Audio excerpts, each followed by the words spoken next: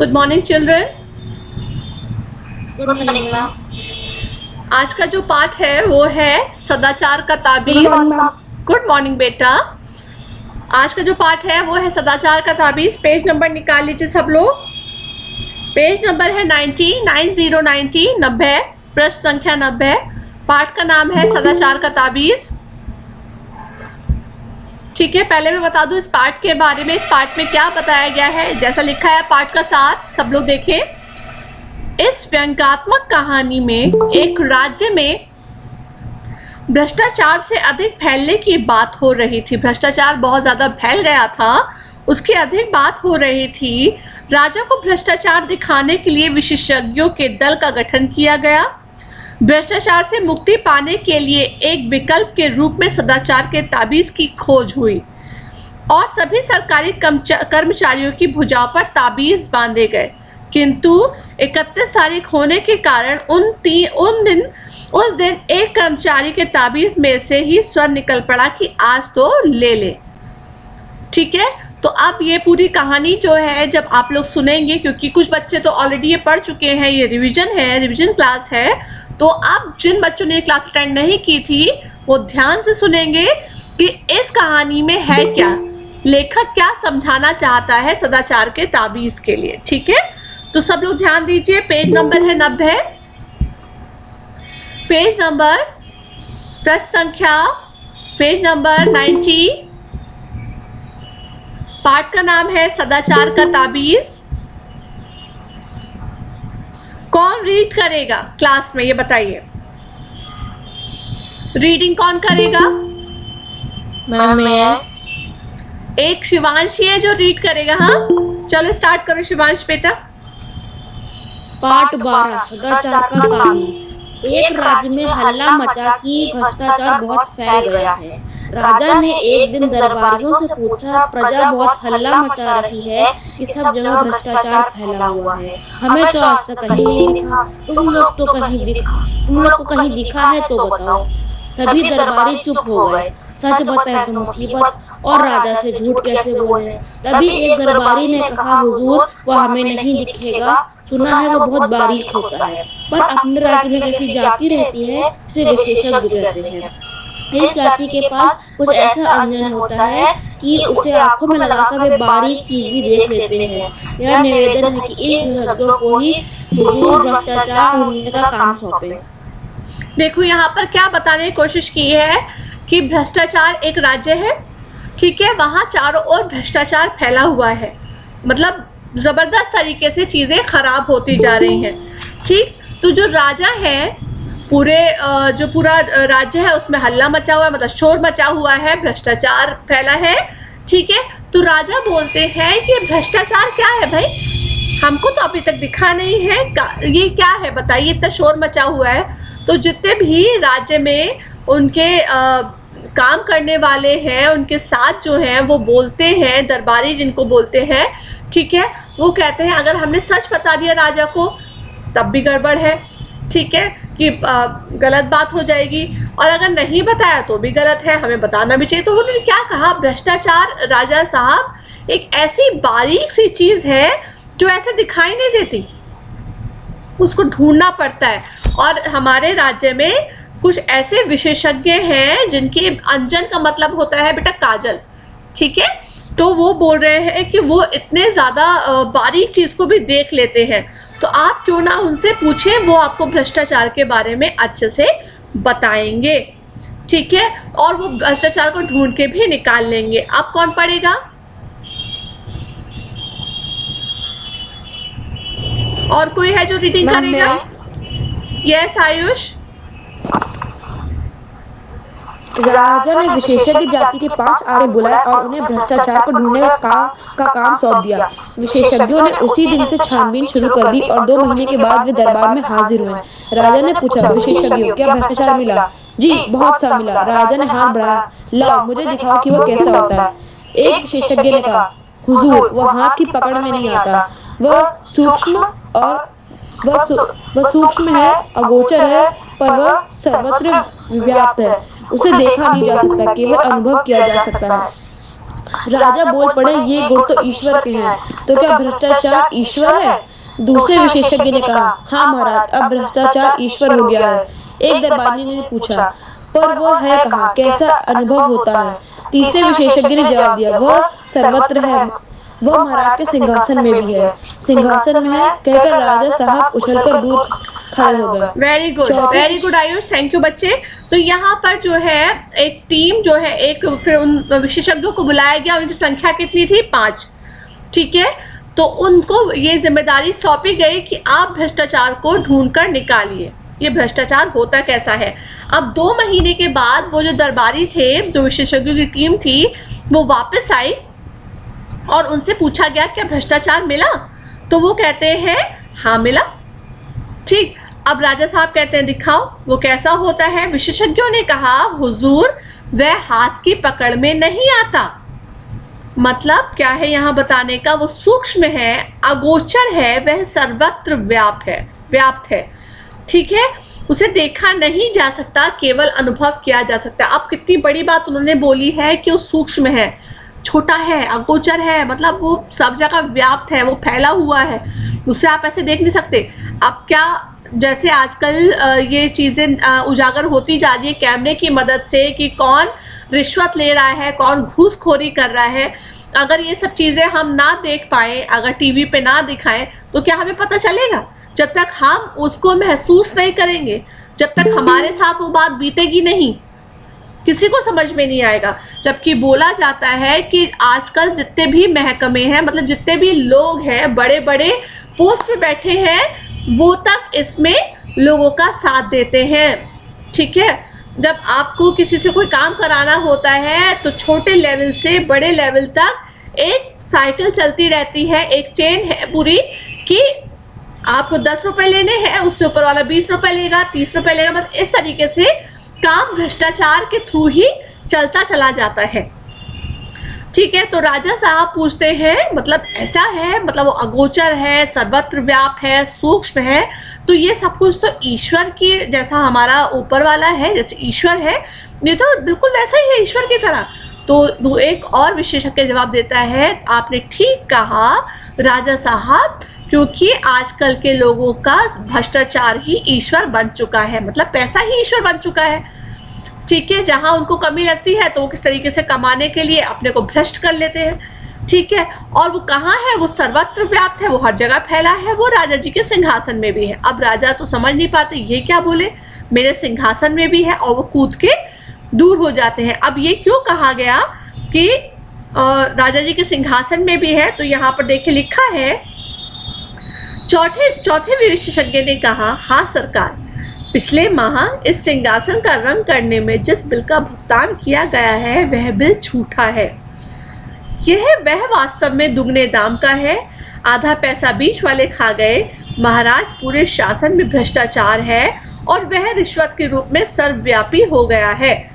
अब कैसे? उन्होंने कहा कि आपके सिंहासन में भी है। सिंहासन में इसलिए है कि कुछ टाइम पहले ही सिंहासन ठीक हुआ था, उसकी मरम्मत की गई थी, उस पर रंग रोगन किया गया था, तो असल जो दाम था, ठीक है, वो तो अलग था, लेकिन जो बिल बनाया गया था वो इसका दुगना बनाया गया था।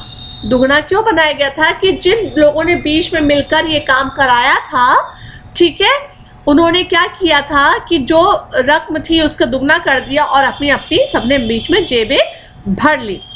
और मैंने आपको पहले भी बताया था, ये चीज़ें बहुत ज़्यादा बढ़ती चली जा रही हैं।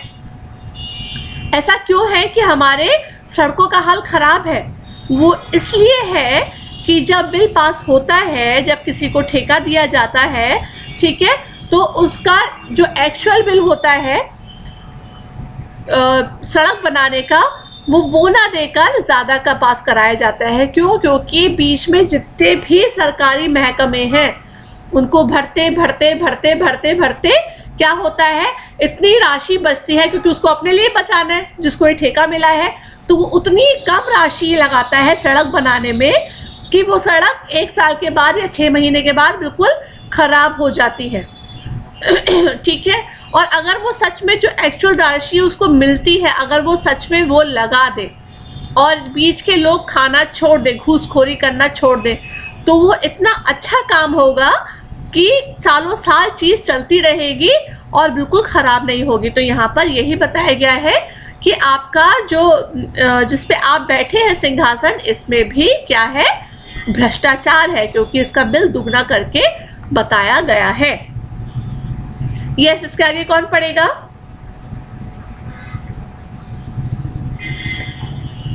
कोई पढ़ेगा?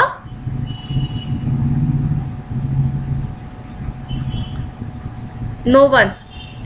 विशेषज्ञ की बात सुनकर राजा चिंतित हुए और दरबारियों के कान खड़े हो गए। राजा ने कहा, यह तो बड़ी चिंता की बात है। हम भ्रष्टाचार मिटाना चाहते हैं। विशेषज्ञों, तुम बता सकते हो कि वह कैसे मिट सकता है? अब वो विशेषज्ञों से पूछते हैं कि क्या आप लोग बता सकते हैं ये कैसे मिट सकता है? ठीक है, अब 5वें विशेषज्ञ की बारी थी। वह इस टीम का मुखिया था। उसने कहा, महाराज, हमने उसकी भी योजना तैयार की है। भ्रष्टाचार मिटाने के लिए महाराज को व्यवस्था में बहुत परिवर्तन करने होंगे। एक तो भ्रष्टाचार के मौके मिटाने होंगे, ठीक है। इसी तरह और बहुत सी चीज़ें हैं। किन कारणों से आदमी घूस लेता है, यह भी विचारणीय है। मतलब कारण क्या है घूस लेने का? जब आपको सैलरी मिल रही है उस काम की, तो ऊपर से घूस लेने का कारण क्या है, सबसे पहले वो जानना होगा। राजा ने कहा, अच्छा, तुम लोग अपनी योजना रख जाओ, हम और हमारा दरबार उस पर विचार करेंगे। सारे विशेषज्ञ चले गए। उनके जाने के बाद राजा ने और दरबारियों ने भ्रष्टाचार मिटाने की योजना को पढ़ा, उस पर विचार किया। विचार करते करते दिन बीतने लगे और राजा का स्वास्थ्य बिगड़ने लगा। एक दिन एक दरबारी ने कहा, महाराज, चिंता के कारण आपका स्वास्थ्य बिगड़ता जा रहा है। उन विशेषज्ञों ने आपको झंझट में डाल दिया। राजा ने कहा, हाँ, मुझे रात को नींद नहीं आती। दूसरा दरबारी बोला, ऐसी रिपोर्ट को आग के हवाले कर देना चाहिए जिससे महाराज की नींद में खलल पड़े। अब दरबारियों ने क्या किया? अगर जो विशेषज्ञ जिस तरीके का उन्हें नियम दे गए थे, अगर वो पूरा किया जाता तो दरबारियों की जो ऊपर की कमाई है वो बंद हो जाती। तो वो क्या कहते हैं कि राजा साहब, आपकी नींद में खलल पड़ रहा है, आप परेशान हो रहे हैं, तो हमें ऐसा क्यों कर रहे हैं आप ये जो देखे गए हैं विशेषज्ञ, इसको आग के हवाले कर दो, तब आपकी तबीयत ठीक हो जाएगी। ठीक है। राजा ने कहा, पर करे क्या? तुम लोगों ने भी भ्रष्टाचार मिटाने की योजना का अध्ययन किया, तुम्हारा क्या मत है? दरबारियों ने कहा, महाराज, यह योजना क्या है? एक मुसीबत है। उसके अनुसार कितने उलटफेर करने पड़ेंगे, कितनी परेशानी होगी, सारी व्यवस्था उलट पलट हो जाएगी। जो चला आ रहा है उसे बदलने से नई नई कठिनाइयाँ पैदा हो सकती हैं। हमें तो ऐसी तरकीब चाहिए जिससे बिना कुछ उलट फेर किए भ्रष्टाचार को मिटाना संभव। अब वो क्या कह रहे हैं कि अगर ये जो तकनीक इन्होंने बताई है इसको हम फॉलो करते हैं, इसको हम निभाते हैं, तो बहुत सी चीज़ें उलट फेर करनी पड़ेंगी, हमको दोबारा सारे काम करने पड़ेंगे।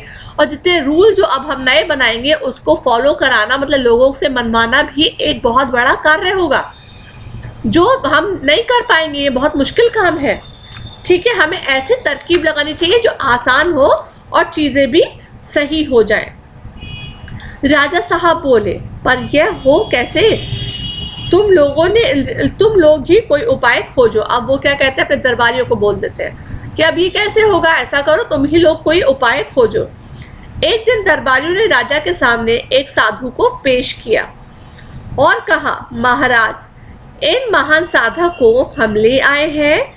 इन्होंने सदाचार का ताबीज़ बनाया है, उसके बांधने से आदमी एकदम सदाचारी हो जाता है।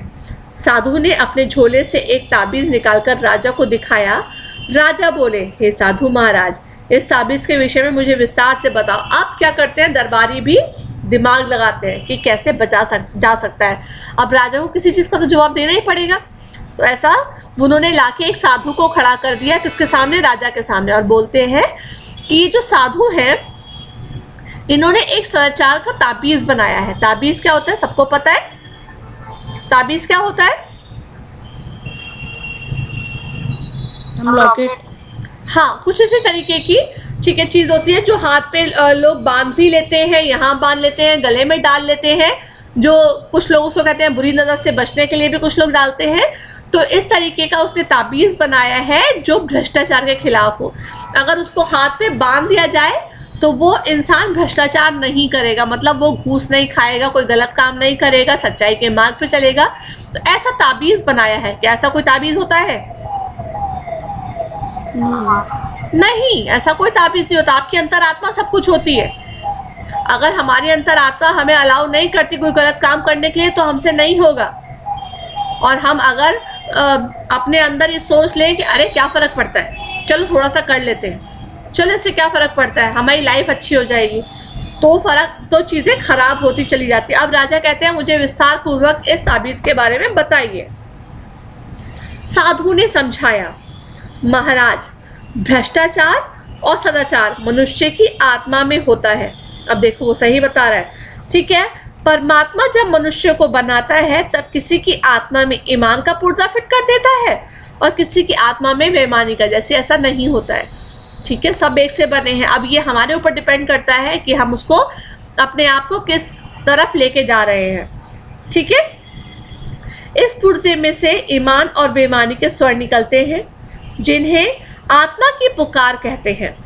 आत्मा की पुकार के अनुसार ही आदमी काम करता है। प्रश्न ये है कि जिसकी आत्मा में बेईमानी के स्वर निकलते हैं उन्हें दबाकर ईमान के स्वर कैसे निकाले जाएं। मैं कई वर्षों से इसी चिंतन में लगा हूँ। अभी मैंने यह सदाचार का ताबीज़ बनाया है। जिस आदमी की भुजा पर यह बंधा होगा वह सदाचारी हो जाएगा। बात यह है कि इस ताबीज़ में से भी सदाचार के स्वर निकलते हैं। जब किसी की आत्मा बेईमानी के स्वर निकालेगी तब इस ताबीज़ की शक्ति आत्मा का गला घोट देती है और आदमी को ताबीज़ में ईमान के स्वर सुनाई देने लगते हैं। वह इन स्वरों को आत्मा की पुकार समझकर सदाचार की ओर प्रेरित होता है। आप क्या बता रहे हैं वो कि हमारी आत्मा ही बोलती है कि क्या करना है क्या नहीं करना है, ठीक है। जब वो गलत साइड जाने लगती है, जब वो गलत करने लगती है, भ्रष्टाचार की तरफ जाने लगती है, तो इस ताबीज़ में से क्या करते हैं, वो उस आत्मा का, गलत आत्मा का गला घोट देता है और उसको सदाचार की तरफ ले जाता है, ठीक है। तो ये करता है ये ताबीज़। अब क्या होता है, दरबार में हलचल मच गई। राजा ने खुश होकर कहा, महात्मन, आपने हमारा संकट हर लिया। हम सर्वव्यापी भ्रष्टाचार से बहुत परेशान थे, मगर हमें लाखों ताबीज़ चाहिए। अब लाखों ताबीज़ चाहिए, इसको ध्यान रखिएगा। कितने ताबीज़ बोले थे उन्होंने। साधु को ताबीज़ बनाने का जिम्मा सौंप दिया गया।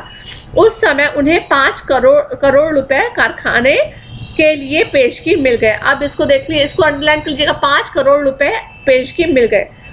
राज्य के अखबारों में खबरें छपी, सदाचार की ताबीज़ की खोज, ताबीज़ बनाने का कारखाना खुला, लाखों ताबीज़ बन गए। सरकार ने हुक्म से हर सरकारी कर्मचारी के भुजा पर एक एक ताबीज़ बांध दिया गया। भ्रष्टाचार की समस्या का ऐसा सरल हल निकल आने से राजा प्रसन्न थे। अब राजा बड़े खुश हो गए, अरे वाह, ताबीज़ तो बढ़ गए हैं, अब भ्रष्टाचार नहीं होगा। एक दिन राजा की उत्सुकता जगी। सोचा देखे कि यह ताबीज़ कैसे काम करता है। वे वेश बदलकर एक कार्यालय में पहुंचे। उस दिन 2 तारीख थी। एक दिन पहले ही तनख्वाह मिली थी। राजा एक कर्मचारी के पास गए और काम बताकर 5 रुपए का नोट देने लगे। कर्मचारी ने उन्हें डांटा, भाग जाओ यहाँ से, रिश्वत लेना पाप है। 2 तारीख थी, याद रखिएगा, 2 तारीख थी तो उसने रिश्वत नहीं ली। उसने कहा भाग जाओ, क्योंकि राजा को पहचाना नहीं पहली चीज तो, ठीक है, और बोला भाग जाओ, रिश्वत लेना पाप है। राजा बहुत प्रसन्न हुए। ताबीज़ ने कर्मचारी को ईमानदार बना दिया था। कुछ दिन बाद वह फिर वेश बदलकर उसी कर्मचारी के पास गए। अब दिन 31 तारीख का था। 31 तारीख सोच लीजिए, पहले 2 तारीख थी, अब 31 तारीख थी, महीने का आखिरी दिन। राजा ने फिर उसे 5 का नोट दिखाया। इस बार कर्मचारी ने नोट लेकर जेब में रख लिया। राजा ने उसका हाथ पकड़ लिया, बोले, मैं तुम्हारा राजा हूँ, क्या तुम आज सदाचार का ताबीज़ नहीं बांध कर आए? तो उसके बाद वो क्या बोलता है, बांधा है सरकार, यह देखिए। उसने आसीन चढ़ाकर ताबीज़ दिखा दिया। राजा असमंजस में पड़ गए, फिर ऐसा क्यों हो गया? उन्होंने ताबीज़ पर कान लाकर सुना। ताबीज़ में से स्वर निकल रहे थे, अरे आज 31 है, आज तो ले लो।